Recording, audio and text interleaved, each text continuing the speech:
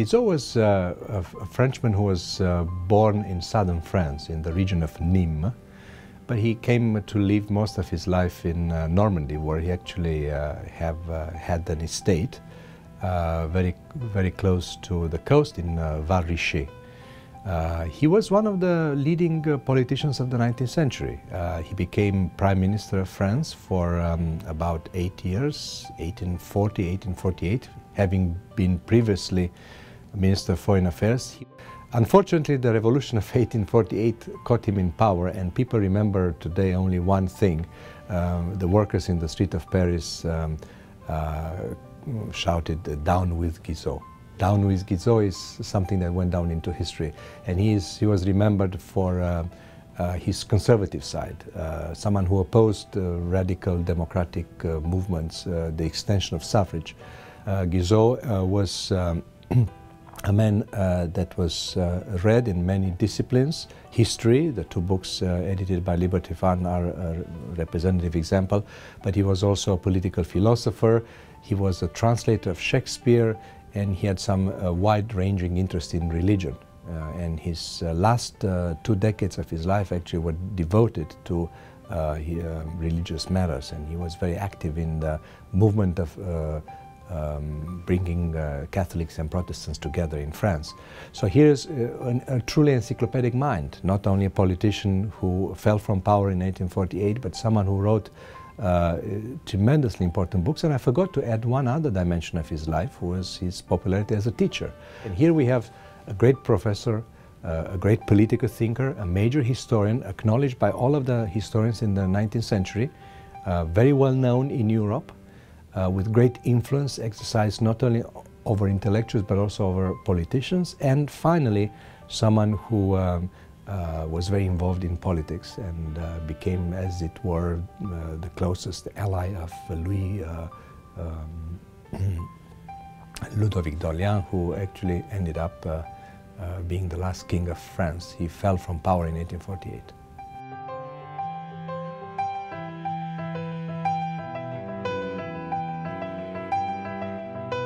The group of the French Doctrinaires and Guizot's role in this group. The group actually has an odd title in English as in French, Doctrinaires. When we say Doctrinaires, we mean someone who is rigid, someone who is inflexible, someone incapable of changing one's mind.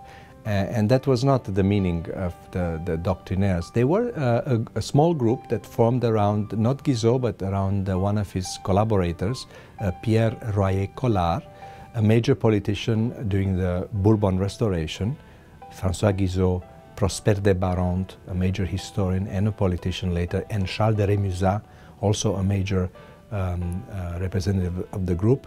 They were the four most important members of this group. They became involved in the reconstruction of France after Napoleon. So they were instrumental in the passing of important laws, the electoral law of 1817 in France, but also a very important law on the freedom of the press in 1819. And actually they set the foundation of parliamentary government in France in 1820s. The reorganization of the primary school system in France was made possible by the so-called Law Guizot, which was passed in 1833. He was also Minister of Interior, Minister of Foreign Affairs, and then finally Prime Minister of France. So one could say that the doctrinaire moment, as it were, was at its high in 1830s. And then towards the end of their careers, they became like luminaries in French politics. They had long lives. Guizot lived 87 years. He was 87 years when he passed away. But if we look back, we see in them a group of liberals in the European sense of the word, people who defended the principles of parliamentary government, who opposed radical reforms.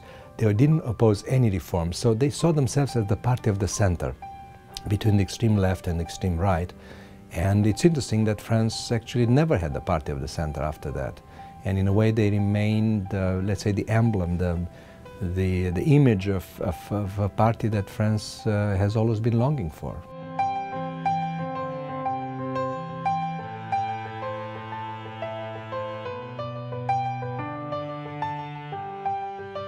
Guizot's role in the consolidation of the liberal tradition before 1789, France did not have a culture of participation of elites to power. It was an absolute monarchy. After that, it was a period of about 2 decades and a half in which France was looking for its compass, as it were, without being able to find it. Napoleon was an important moment, but it was not the answer to the problems that France had after the terror. Guizot came to power, or came on the political scene in 1814. He saw his task as that of creating a liberalism of government, which means a doctrine of government. What does it mean to govern a society? In order to answer that question, Guizot actually had to come up with some ideas, and he articulated those ideas in a series of major books published roughly between 1816 through 1822, and then the History of Civilization in Europe, which is a historical book, was also an answer to the question, how should we govern France? It's interesting that at that time in France, in order to be active in politics, you needed to write historical books. You needed to explain the origins of the revolution, the trajectory of the revolution, also the legacy of the revolution.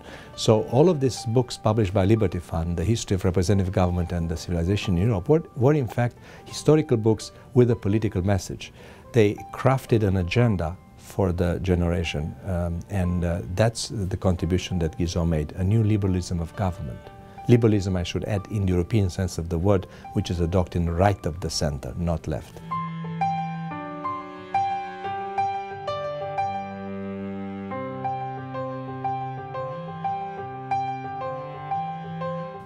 The History of Civilization in Europe was published in 1828. It was at the beginning a series of lectures. It was hugely influential. It was published the same year because Guizot was a very popular teacher. The timing is also important. 1828 is the last 3 years of the Bourbon Restoration. This was a period of liberalization after 7 years of rather right-wing conservative policies. She was forbidden from teaching from 1822 to 1828. When he finally was allowed to go back to the lectern, he attracted a huge cohort of students. He was famous at the time, and in 1828 there were 3 professors that constituted, as it were, the trinity of French intelligentsia. One was François Guizot, the other one was Abel Villemont, and the third one was Victor Cousin. There were 3 major teachers. Cousin was teaching philosophy, Villemont history, and they were all seized the moment, as it were, and energized the new generation. There was something in the air. The new generation felt that a new moment was coming into being. And Guizot actually gave voice to this longing for something new.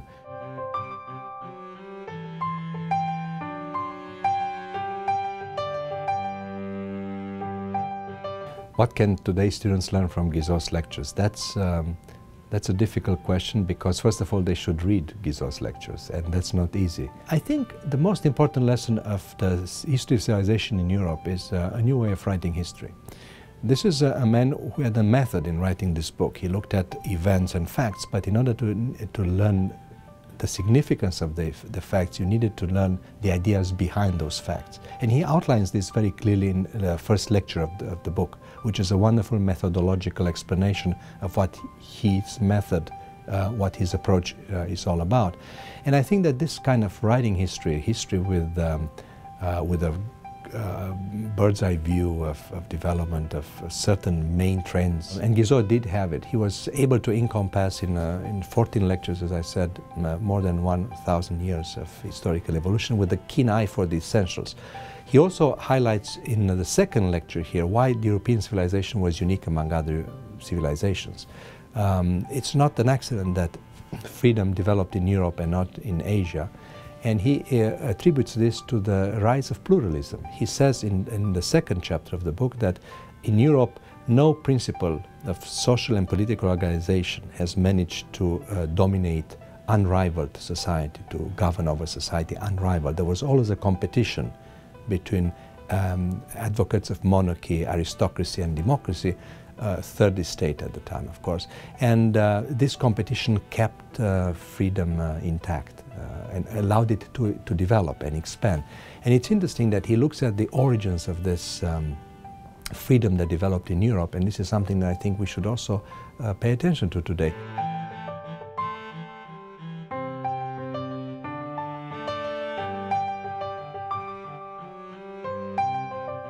Guizot was a widely read man, as I mentioned before. He was not a historian in a narrow sense of the word. He read literature, philosophy, and religion. So all of his readings must have had an influence on him. But I could not find a lot of strong influences on his early career. And it's interesting that he was a Protestant. I should have added this because it's important. Most of the advocates of political freedom in France tended to be Protestants, though there were advocates of freedom among Catholics as well. So I think that he was widely read in the Protestant tradition, but without being influenced, let's say, in a narrow sense by Calvin and Luther, but he had read them. He was also early on a great reader of Montaigne and Shakespeare, as I mentioned, and he was always very interested in education. So I suspect that he has read extensively in that field early on with his wife, Pauline de Mallan. He was not a great fan of Rousseau. Rousseau, he identified with someone who was responsible for the terror, and this was a classical trope in the liberal historiography of the time.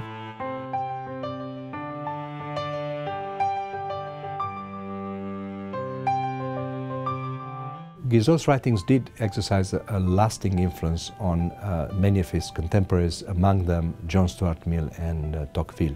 As I mentioned earlier, Tocqueville attended his lectures in 1828 and took extensive notes, which can be found in volume 16 of his complete works. Nonetheless, we find there clear evidence of what Tocqueville saw as the most important contribution that Guizot made, is how to study societies. You look at the facts, but you need to look at the ideas behind that. John Stuart Mill took from Guizot a very important lesson, which is the importance of antagonism in fostering and nurturing liberty. A society needs a competition of interests, ideas, principles of social and political organizations. You need this, what he called it, systematic antagonism between rival ideas in order to keep society free. Freedom is only possible in a framework that allows for this competition, for this pluralism of ideas. So I would say that these two ideas, how to study society, looking at the ideas, mores, manners behind the facts, and pluralism, I think influenced those two authors.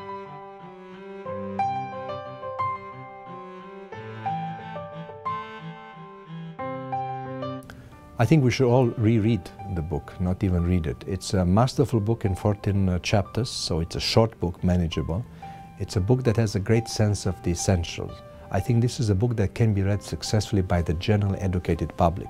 This is a book that is addressed not to a specialized audience of professors of history. This is a book that should have a wide appeal to people who are interested in ideas. If I were to recommend a specific segment, I would give it to high school students towards the end of their high school, because it gives a nice introduction without having to know lots of facts. It might raise some interesting questions. It's eminently readable. Guizot has a wonderful style. It's not a book that makes you tired after a few pages. It's a genre that has disappeared, unfortunately. There are others who now try to write for the general public, but this is like a work of high vulgarization, if I may say so. It's a book that talks about important ideas and seeks to reach a wide audience.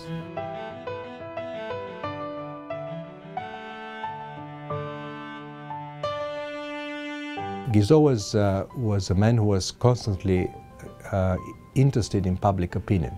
He always referred to public opinion as the most powerful force behind the new developments, and he told the governments then, who were on the right, that they cannot and they should not ignore the new developments. Public opinion, and what he called it, publicity. This is a major concept that comes out very clearly in History of Origins of Representative Government. This contestation of ideas, free exchange of ideas, this was very important for him. He would have probably preferred that those ideas, exchange on those sides, would be somewhat more meaningful ones.